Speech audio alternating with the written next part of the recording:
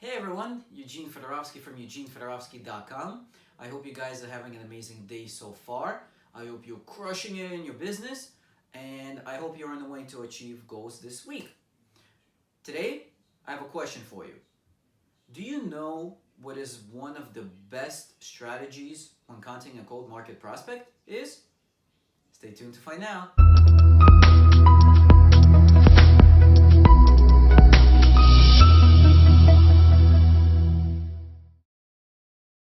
So first, let me define what a cold market prospect is. A cold market prospect is a person who you don't know. So it's somebody who you could meet offline or you could meet them online.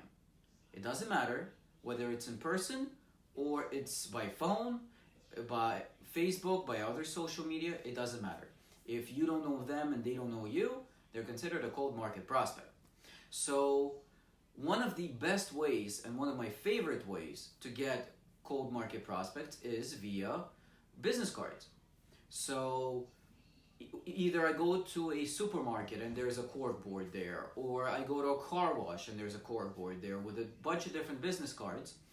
I take as many as I can and I call them. And so what do I say? And this is the major tip. Well, the major tip, I'll preface what I say. I'll share the major tip with you. The major tip is go for fast disqualification. And I got this from Jordan Belfort, the Wolf of Wall Street. Now, you may not agree with what he did. I don't either. But he does have some killer strategies for getting people to do something.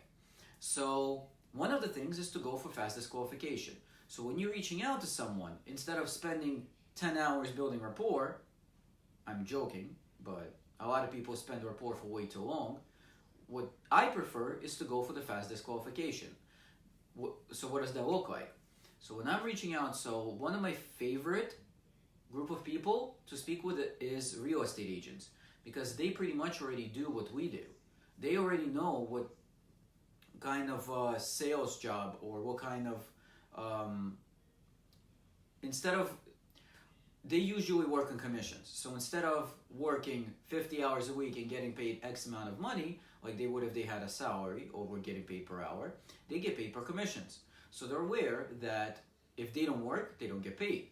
So they're aware of the pay per performance concept, which is what we have in network marketing. So they're also familiar with the broker real estate agent structure, that the broker gets overrides on what the real estate agent does, even though the broker didn't necessarily sell that house.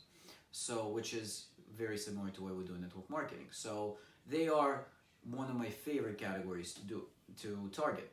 So let's say I got the realtor's information, and I can actually get that. Sometimes I drive in my neighborhood, I see a house for sale. There's going to be a name of who's selling it. So I write down their name and number, and next time when I'm free, I call them. So I call them. Oh, hey Julie, this is Eugene Fedorovsky from Brooklyn, New York. I just passed by a house that you have for sale on Burnett Street. And usually they say, oh, are you interested in it? And they say, well, that is a beautiful house, but I live on the next street over on Stewart, and the reason for my call is I just have a real quick question for you. Are you at all open to a side project if it doesn't interfere with what you're currently doing? Or I ask them another question.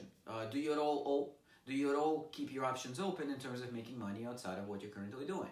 Or whatever question you love to ask, that's where you ask it. So you do a greeting, you introduce who you are, you tell them why you're calling, and then you wait for the answer. And then they'll tell me, no, thanks, I have a lot on my plate. So then sometimes I ask for referrals depending on how they responded. Most of the time they'll say, well, it depends. And I say, okay, I understand completely. I wouldn't make a quick decision without finding out what it is either. What I can do is I can send you a 15-minute video. If I send it to you tonight, when would you have a chance to watch it? And then on into the invitation formula. At some point, I'll share that with you guys. So the point of today is mostly to explain to you what quick disqualification is. Another way of finding realtors is from a cork board, or let's say a personal trainer puts his business card on a cork board. Clearly, that person is looking for more business. So when I reach out to them, say, hey John, I got your business card off of this car wash corkboard.